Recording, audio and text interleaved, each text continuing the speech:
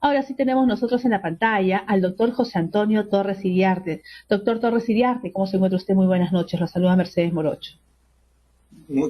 Es un gusto saludar a la doctora Morocho. Buenas noches. Muy buenas noches. Doctor, queríamos preguntarle, porque en su condición de abogado muy reconocido y abogado internacionalista, ¿cómo nos percibe la comunidad internacional a razón de la entrevista que le otorgara el presidente actual Pedro Castillo a la cadena televisiva internacional CNN?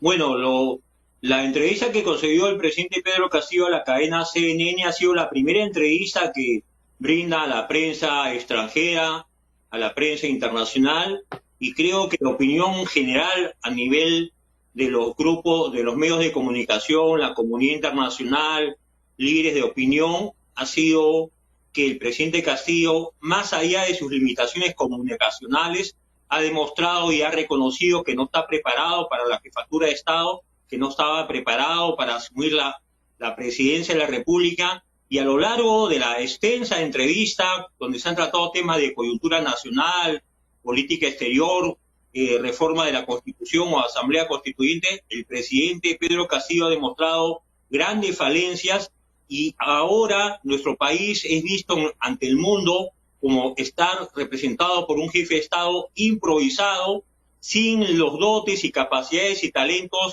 de figuras políticas que en el Perú dieron prestigio, como Ayer Latorre, Fernando Belaúnde, Alfonso Barrantes o el propio presidente Alan García. Entonces, lamentablemente, la impresión que tiene, y he revisado información de América Latina, incluso corresponsales establecidos en medios hispanos de Estados Unidos, no es la mejor. Efectivamente, tenemos quizás esta falta de comunicación del actual presidente Pedro Castillo con los medios nacionales y también con los medios internacionales, lo cual debería ser de repente un poco más fluido como se daba con otros presidentes de la República. Queremos preguntarle, doctor José Antonio Torres Iriarte, ¿qué le parece a usted estos pedidos, por ejemplo, de la congresista Amuruz, que sobre la moción para exhortar a Pedro Castillo a que renuncie al cargo? ¿Usted cree que el presidente Pedro Castillo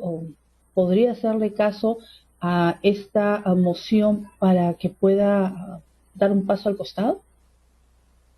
No creo que el presidente Pedro Castillo tenga vocación de renuncia. Estoy convencido que él, como líder sindical y con una escasa formación política o ideológica, sí tiene claro qué papel está cumpliendo en el actual momento. Él representa a una facción del Movadef, brazo político del Sendero Luminoso. Él ha sido propuesto como candidato a la presidencia por Perú Libre, que es un partido que se reconoce a sí mismo como marxista-leninista, y además está dentro del proceso del llamado socialismo del siglo XXI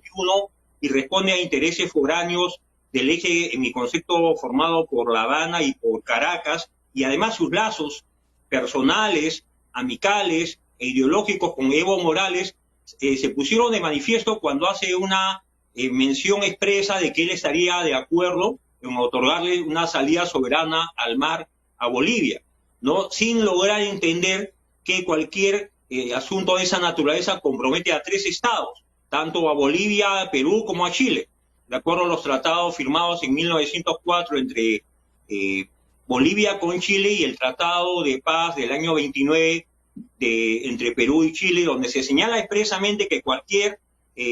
asunto de naturaleza territorial compromete a los tres estados. Por lo tanto, yo lamento mucho que tengamos como jefe de Estado a una persona que, sin embargo, dice ser magíster en educación, licenciado en educación en la Universidad César Vallejo, que no aprobó nunca un examen de ascenso en la carrera pública magisterial y que, sin embargo, lideró una huelga en el 2017, recordamos, violenta, con toma de carreteras, de puentes, de caminos, de aeropuertos, incluso en provincias, para exigir que no haya concurso de méritos, no haya prueba y evaluación alguna para ascender en la carrera magisterial. Entonces, la improvisación, con el perdón de la expresión, la ignorancia del señor Pedro Castillo es manifiesta. Yo creo que él ha renunciado a no comunicarse con los medios porque se siente limitado, no es capaz de absorber un pliego de preguntas y la verdad que habla de la Constitución, el periodista del Rincón le plantea qué reformas o qué temas considera que deben ser modificados en la Constitución y no supo contestar. Más aún, todos sabemos, doctora Morocho, que la Constitución del 93 ha tenido más de 20 reformas, sucesivas reformas durante el gobierno del presidente Toledo, con el presidente García, que se otorgó el voto a los militares, ¿no? Y luego han habido reformas en los sistemas de pensiones públicos, reformas como el derecho al agua en los últimos años, y reformas constitucionales que se aprobaron con el referéndum